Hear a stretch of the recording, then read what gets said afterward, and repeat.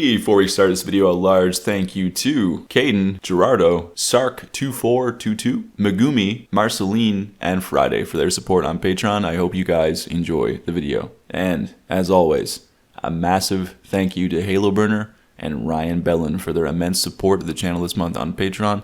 It is greatly appreciated, gentlemen, and I hope you enjoy the video. Hello everybody, today we're going to make custom scene triggers that will kind of trace the outline of our map. So go to your package manager, and we're going to install Probuilder. And first I'm going to show you that you can use regular shapes with Probuilder too. They just have a bit more, I guess you could say, freedom in the way you can edit them. So let's install Probuilder. And let's wait for that to load. And through the magic of editing, I will be right back. Okay, here I am. Now, I've added this cave to our world here, and it's right next to the entrance area of my map. So if I go to the top, you'll just show you. We have the cave, and then right above that we have the entrance. Right above that we have the atrium, is what I call it, and then the top hallway. So I'm going to go to my data, I'm going to go to my scenes, and I'm going to duplicate one of my areas. And I'm going to fast forward this to the magic of editing to save you some time. But I'm going to call it Area 01 Cave, and I'm going to, you see here all of our areas of 4 subscenes: the structure, spawners, effects, and props. So I'm going to drag those in there, and I'm going to put in the required locations: the entrance, the atrium, and the upstairs corridors. So you can see here, this is the entrance, and this is the atrium, and then behind that is the upstairs corridors. Okay. So now we're going to create a shape with Probuilder. And like I said, you can use a regular shape. You can do that by right-clicking in the scene. You can go to Probuilder, and you got a bunch of options here. I'll just use a cube because we're going to go to the poly shape in a moment, so we can actually create the bounds ourselves. But we'll just set one up for the sake of it. Scene trigger 01 caves. And I'll go up here and drag this up to the caves to the best of my ability. And then I'm going to go and zoom in on this cube. And you can see here there's a Probuilder shape script, and you can edit the shape. By the way, Probuilder is very good for doing blockouts for level design. It's super fast. Offers a lot of freedom. I haven't used it extensively yet, but I'm just now starting to use it a bit more for other things. And yeah, it's a really handy tool. Very cool. So you can drag out all the bounds here by grabbing these little squares on the edges. And you can see that if you got a simple layout, like I could even justify using a square here because of the way it's attached to my dungeon. But you can come in here too and grab the top and pull it up. And that brings me to my next point. You never want your level triggers to overlap other colliders, okay? So a scene trigger should never overlap another scene trigger's collider, ever, under any circumstances. So what we want to do is make a material for this so we can see it stand out. And I'm going to call this scene trigger material 01. I'm going to change the color to green, something that I can see. And obviously you want to disable the renderer when you're actually switching back to the game. You can make a cool script in your editor to do that automatically for you. Maybe I'll cover that at some point. But you can just also toggle it in the scene. It's not a big deal. Emissive is way too bright, so let's turn that down. And let's actually make it transparent as well, so we can see through it. There we go. So that's pretty good. Now we can clearly see where the bounds of the scene trigger is. And this is my workflow. Now, I'm going to create now a poly shape instead of a square because we want to trace the bounds of this. But you can see here, you can edit the shape. If you just have a simple scene, a cube will do. But let's go and disable this, the game object. And let's go to Tools, Probuilder. Let's go to Editors, and then Create Poly Shape. Now it's going to ask you to click to add points. You can see down here. And then we're just going to trace the outline, the bottom outline of our level. So let's click here on this corner, like trace the floor basically is what I'm going to do, the ground level.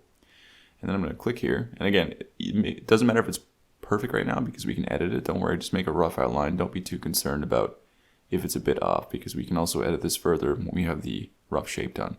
So I am going to keep clicking and go on to the side here and then come back and rejoin it at the first point. All right, cool. Now you can kind of extrude it up or down. I'm going to pull it up to the top because I started from the bottom, but you can go either direction.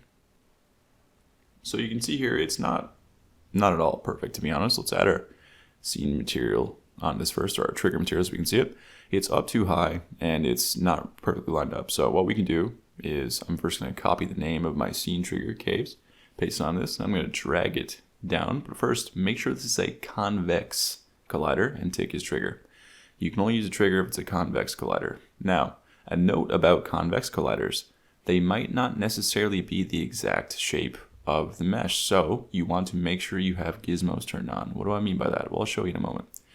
So I'm going to line this up. That's really bright for some reason. When I go to this view, let's edit the poly shape and turn on gizmos. You see the green lines. That is what we want. That is the shape itself of the collider. And yeah, editing this is not turning it down, so I'll go to this view. But all these green lines here is where the actual collision is taking place. So if we go to the edit of the shape, you can see I can drag in these points, but you see what happens if I go too far? Do you notice that? So if I go too far, notice how the green line is protruding out, even though the mesh itself is a different shape. It's basically become simplified with the convex collider option, and sometimes it doesn't fully line up. So just be aware of that and make sure it lines up to the best of your ability. Make sure it lines up to where you want the bounds to be on your trigger. But you can do edit points and pull in these points. It's very nicely, very easy to do. You see how I can kind of pull this in and trace the level a lot more uniformly now. So this is really gives you a great amount of freedom. It's nice. Now I'm going to pull these in just like so. This is exactly what I do in Nef as well. I make these triggers basically for all of my areas, and that looks really nice and sits very nicely. Satisfying. It doesn't eat up too much area. It doesn't bleed into other zones. I'm just going to pull it down a bit like that. And that to me looks really cool. Excellent. And I could pull it in over here, but the floor is on the outside a bit more, so I'll leave that like that. That's perfect. Okay, so now that we have this set up, let's go into the scene and verify that it's working. But first, let's add it to our scene triggers and set up a script on it, like so. And then I'm going to copy the script from another scene trigger and paste it here. Again, make sure the collider is convex and is a trigger, and make sure your layer is set up to the event trigger layer. So let's come down here and set this right here like so. And then I'll right click and paste this component as new and put in our area. I just made it, mine's a cave. Make sure your scenes obviously are added to the build so you can actually load it. And again, trigger and convex. And if you want to untick the mesh render as well so you don't see it when you go into the scene, or keep it there if you want to see it for a reason. And now I'm going to make sure that the entrance hall doesn't have this location loaded on start. It should normally, but just so I can show you that the scene is loading, I'm going to remove it for now. So it won't be loaded in until I go past the trigger. And for this reason, I'm going to move the trigger into the entrance hall. Don't do this normally, because this location would be loaded normally if you're in the entrance hall, but I want to show you that the scene trigger is loading, so I'm going to move it in here like this. So we're not going to load it in immediately. We're going to make it load in when we hit its trigger. So I'm going to untick this render so I don't see it also in the game. And I'm going to save the scene, and I'm going to go into the project now, and I'm going to turn around, and now if I go past the threshold of this door, it should load in. So let's go. Yes, there we go. Excellent. All right, there you go, guys. That's my workflow for setting up custom triggers. And I find this is a lot nicer than using like cubes and stuff and squares. For the main reason being that, like, if you have a big open area, the only option is to either put squares at the choke points where you enter, but then that leaves this gap where if the player can kind of be creative and get through, the area won't load. So I feel much safer in literally engulfing the entire area in a collider. That just feels like a way better approach. Okay, this one was kind of short. It feels weird to have a video not like 20 minutes long, but the next video I'm going to show you how to separate your colliders from your renderers, and that's going to require its own videos, and I wanted to give it its own videos and not bleed it into another topic, but basically we're going to make it so that all of the renderers and the colliders in your scene can be enabled and disabled depending on who is in the scene that requires them, so you or a connected client. But as always, my friends, I hope you have a very lovely weekend. Thank you so much to my patrons for keeping my lights on and keeping the series alive. Thank you to the people who take the time to like and comment on the videos and share it via word of mouth. You all have my sincerest gratitude. I will see you guys next week. Unless you are also watching the other series, in which case I will see you tomorrow.